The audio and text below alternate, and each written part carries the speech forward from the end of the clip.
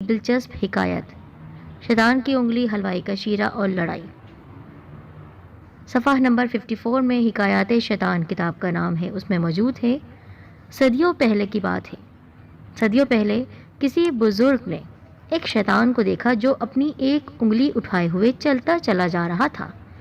بزرگ نے اس کی شکل دیکھی تو اس کی شکل سے وحشت ٹپک رہی تھی۔ مکر و فریب کا جال اس کے چہرے پر تھا، ایک ایسا نافرمان جس نے اللہ کے بندوں کو ہمیشہ لڑانے کی کوشش کی۔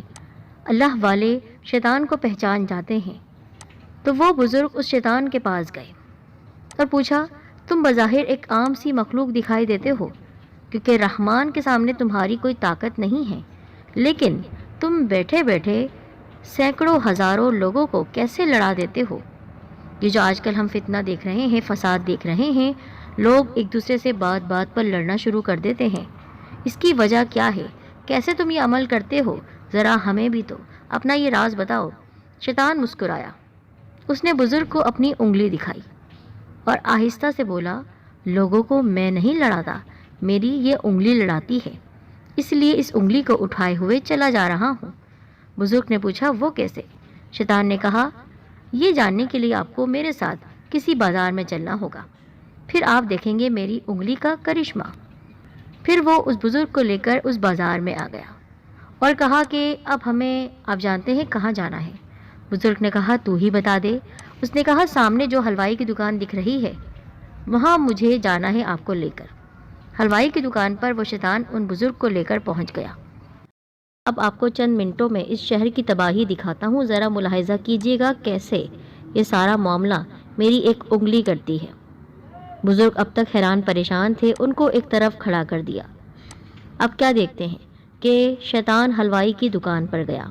حلوائی مٹھائیاں تیار کرنے کے لیے شیرہ بنا رہا تھا۔ شیرہ ابل رہا تھا کڑاہی میں۔ شیطان بزرگ کو دیکھتا ہوا اس شیرے کی طرف گیا اور شیرے میں اپنی وہی انگلی ڈبو دی۔ اب اس انگلی کو لہراتا ہوا وہ لے کر گیا اس انگلی کو دیوار کی جانب۔ دیوار پر اس نے وہ شیرہ لگا دیا۔ دیوار پر لگ گیا شیرے کا ایک دھبا۔ بزرگ غور سے دیکھنے لگے اس کا یہ سارا عمل۔ چند لمحوں میں شیرے کے دھبے پر مکھیاں جمع ہو گئی۔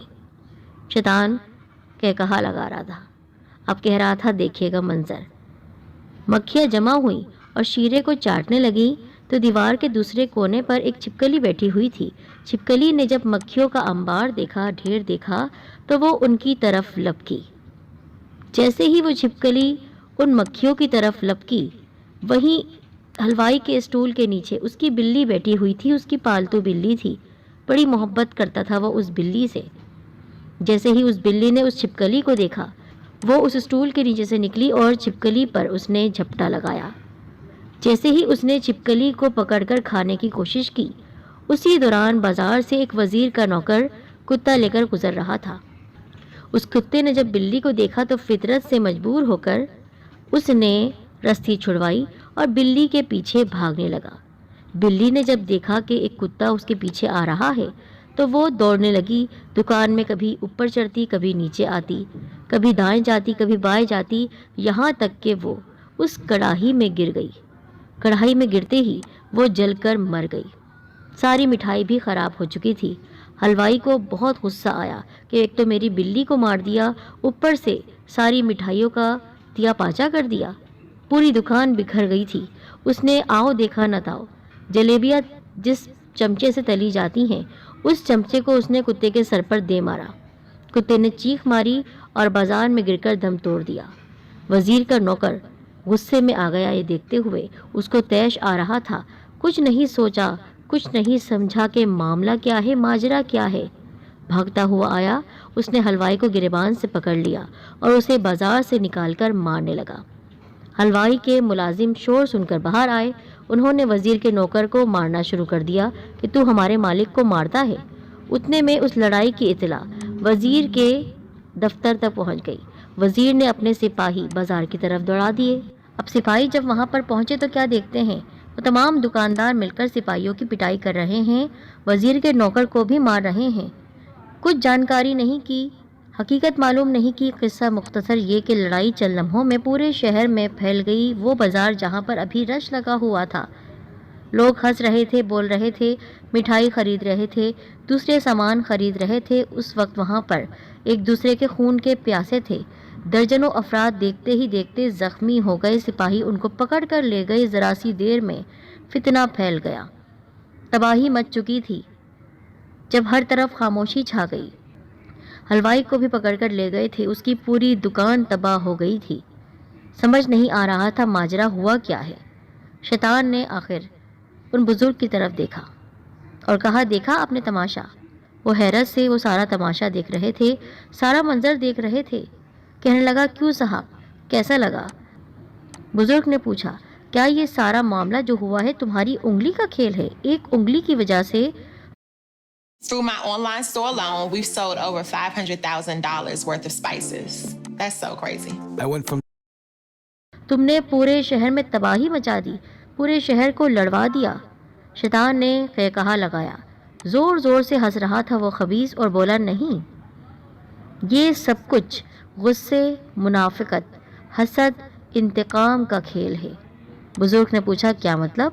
شیطان بولا، اللہ تعالیٰ نے انسان میں غصے، بدلہ لینے کی عادت، حسد کا جذبہ رکھا ہوا ہے۔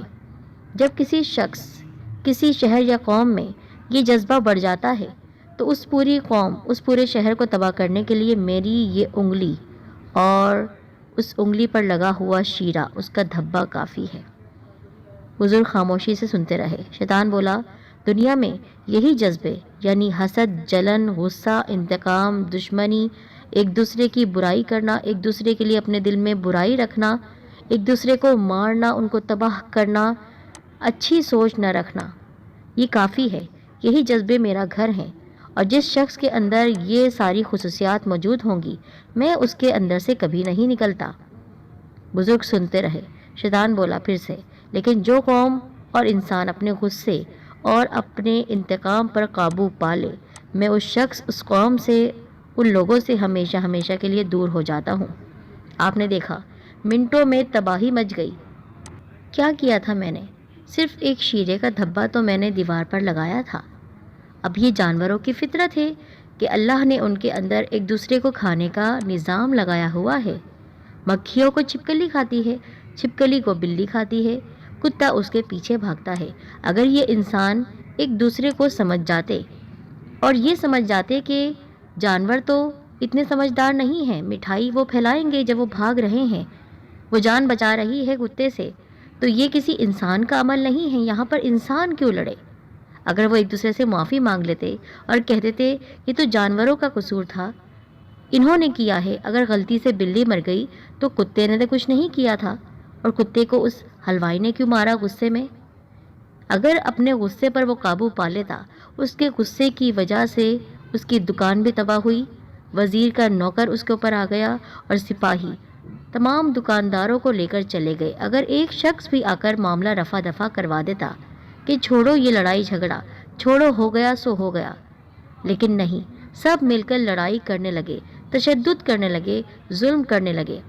اب اس میں میرا قصور تو نہیں ہے، لڑے وہ خود، اور کہتے ہیں کہ شیطان یہ سارے کام کرتا ہے۔